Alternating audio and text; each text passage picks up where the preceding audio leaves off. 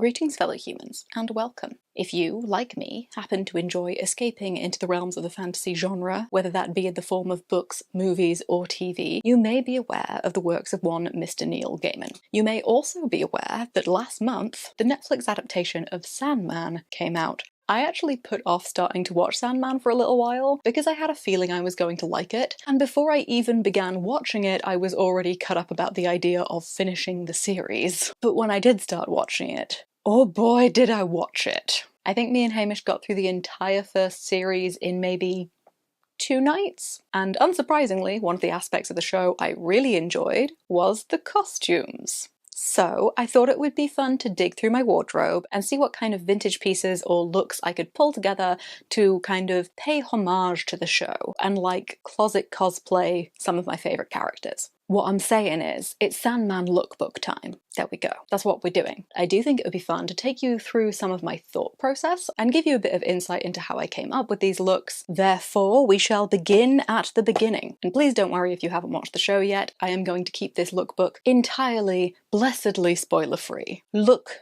number 1. A pretty early sequence in the show introduces us to the character of Dr. John Hathaway, making his way to the less than humble abode of Mr. Roderick Burgess. The character sports some lovely tweed, a very sharp bow tie, and a pretty smart waistcoat. I wanted to bring in some of that feel, so I took a waistcoat as my starting point for this look. This is a vintage wool waistcoat that I found in a charity shop on a trip to Glasgow earlier this year. It has some really beautiful hand-sewn details, but when I bought it, it was sporting some pretty hideous buttons that I swapped out for the pale pink ones that are on it now. For the rest of the clothing, I chose this short-collared linen shirt that I made for my Gentleman Jack meets Jack Skellington cosplay mashup I did last year, and these grey wool trousers that have been sat in my box of things to alter for well over 8 months, and I have not altered in any way, shape, or form. For shoes, I pulled out my black brogues. Yes, I know they don't have laces in them, don't come for me. A black bowler hat, and a very bright and jazzy paisley bow tie and matching pocket square that I actually bought for Hamish as a gift last Christmas, and he very graciously allowed me to use. So I chucked all of those together. I pulled my hair back in a loose low ponytail, turning the end under so that the ends of my hair weren't visible, threw on just enough makeup to look alive on camera, and voila!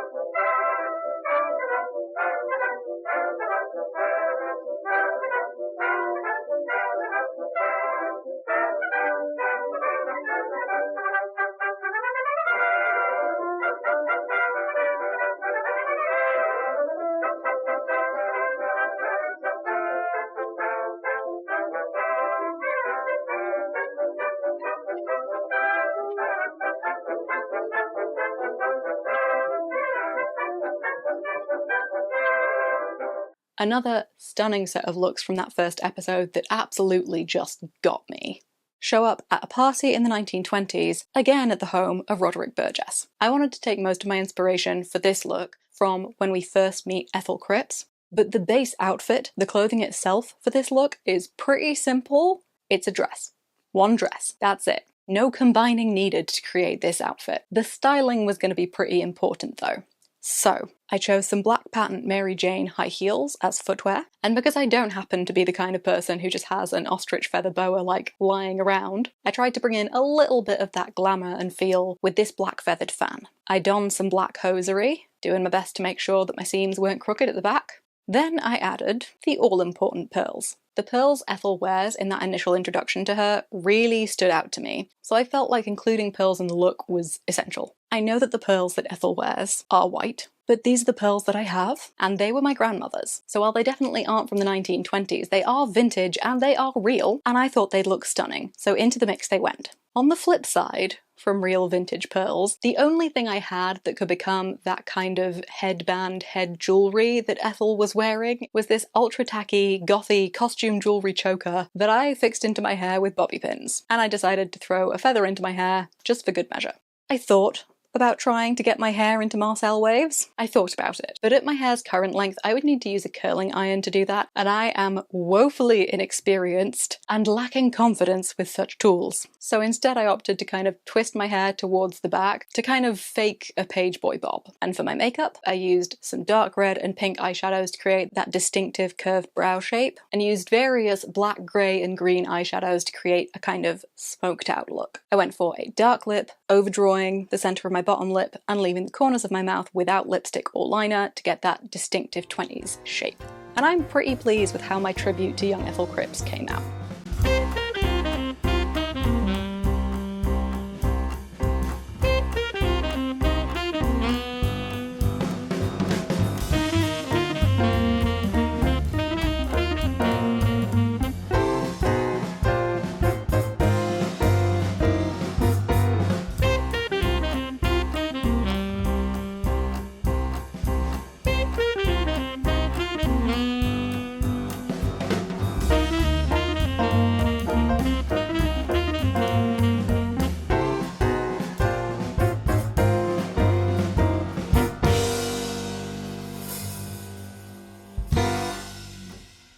By far the coziest and comfiest look I created was inspired by Lyta. We were introduced to her in the second half of the season, and I immediately loved the kind of soft vintage inspiration that clearly went into her character's hair, makeup, and costume design. For my makeup, I tried to really draw on that subtle vintage glamour look with minimal colour but plenty of shimmer. And for my hair, I attempted to do a wet set and brush out with much larger curls than I usually do to try and get that kind of mid-40s Rita Hayworth smooth curled under look with, I would say, limited success. Now for the outfit, I really wanted to play with that kind of cozy, sleepy look, so I started off with a light pink cropped chemise top. I paired that with some 40s style wide leg trousers that I actually made in my last video, and yes, I have already overdyed them a different colour since then. I might have a problem. Anyway, to finish the look, I added this chunky, slouchy dark green cardigan to throw on over top. And honestly, I think I managed the whole loungewear but make it fashion pretty well.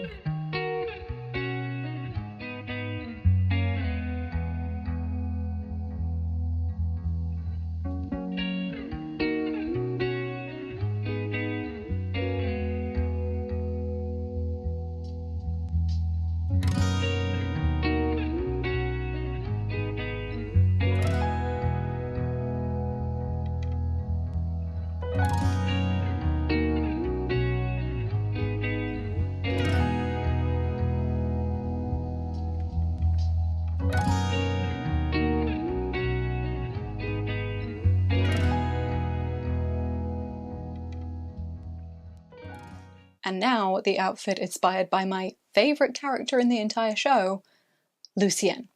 There are so many things about the costuming of this character that I love. There are so many things about how the actor who played her portrayed her that I love. Basically, she is stunning and amazing and you cannot tell me otherwise. Insult Lucienne in its hands, is what I'm saying. But back to the look. I didn't want to be too matchy-matchy with this, and I also really wanted to make sure that I differentiated it from the Dr. John Hathaway look. So I started with some basic, and yes, vintage, lightweight black wool waist-high trousers. And then I casually brought in that bespoke pinstripe tailcoat I just have lying around. This is another piece that I designed and tailored while I was doing my Gentleman Jack meets Jack Skellington costume, and yes, I will link to all of those videos in the description in case you didn't catch them. I chose to add this tailcoat to the Lucienne look because one of the things I loved about Lucienne's costumes were how beautifully tailored and structured her waistcoats and frock coats were.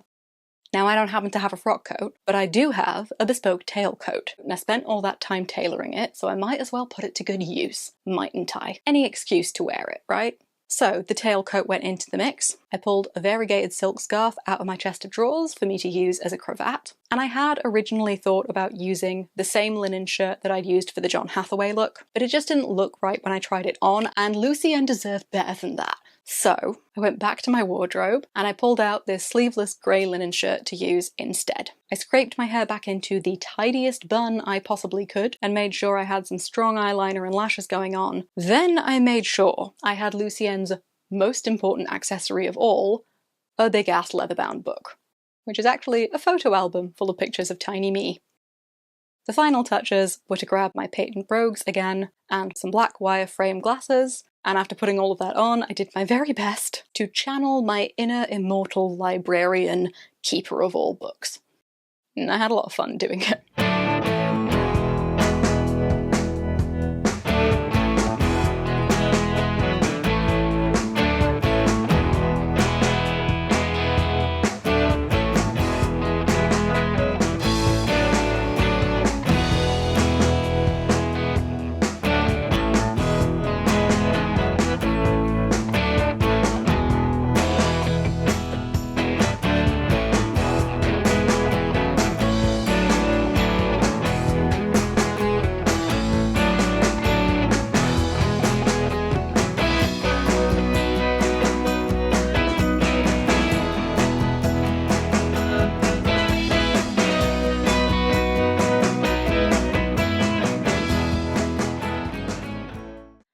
Now, I don't think I could do a Sandman lookbook without booking the look of the Sandman himself. But I warn you, this is the least vintagey of all the looks. This one was pretty simple to come up with. It's just black jeans, a black shirt, black jacket, which actually belongs to Hamish, not to me. And for the accessories, surprise, black boots.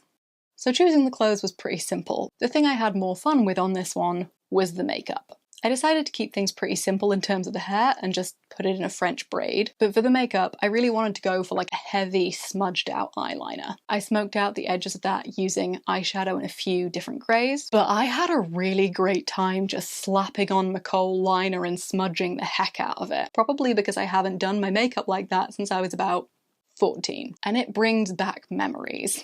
For my lips, I really wanted to play with that oddly pale, almost chapped look that Morpheus has at some points in the series, and so I applied the tiniest amount of a bright pink lipstick I have, then just used some concealer and my fingertip to like lighten and blend out the colour into a really pale pink. But I decided it didn't look quite deathly enough, so I actually went back in with some white matte eyeshadow and just lightened up and highlighted around my cupid's bow and the edges of my bottom lip, just to get it even more colourless. So yeah, the clothes weren't the most interesting to choose, but I had a lot of fun with the makeup. Oh, and also scowling and being moody at the camera.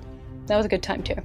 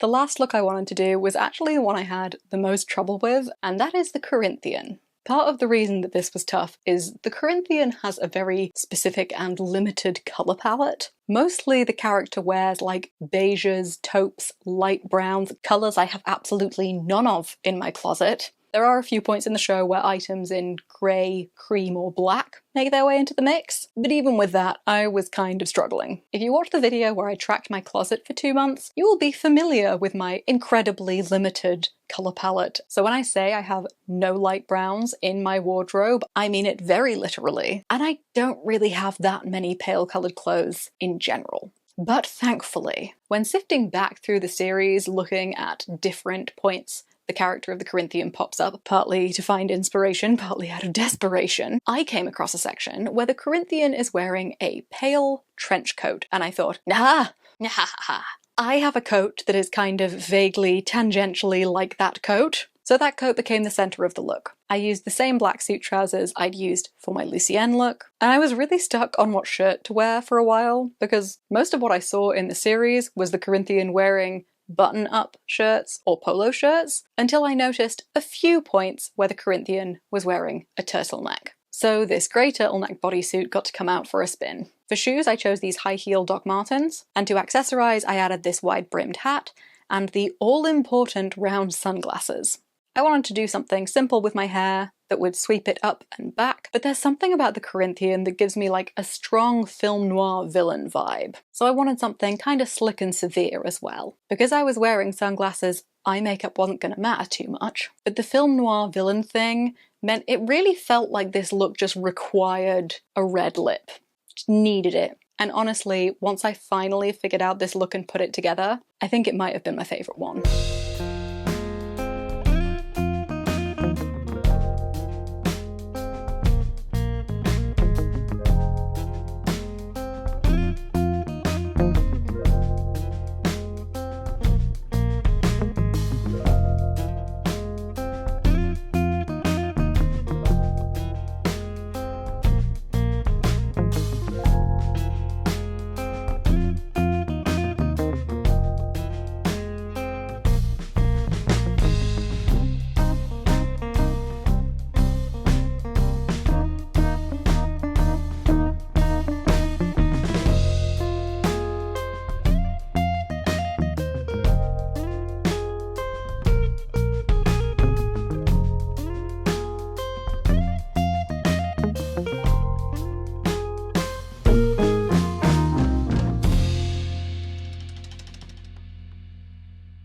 So I hope you enjoyed coming along with me while I played vintage fantasy dress up.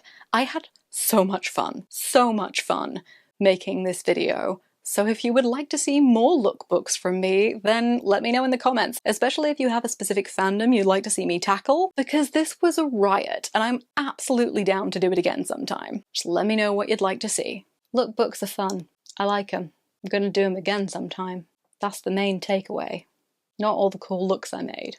Just that I had a good time doing it.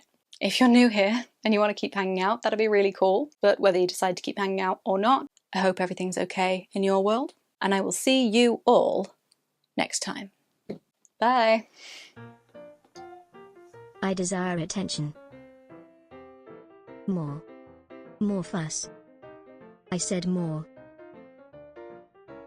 Hello? Ooh, yes. Those are for Teely. No. For me. Love fuss.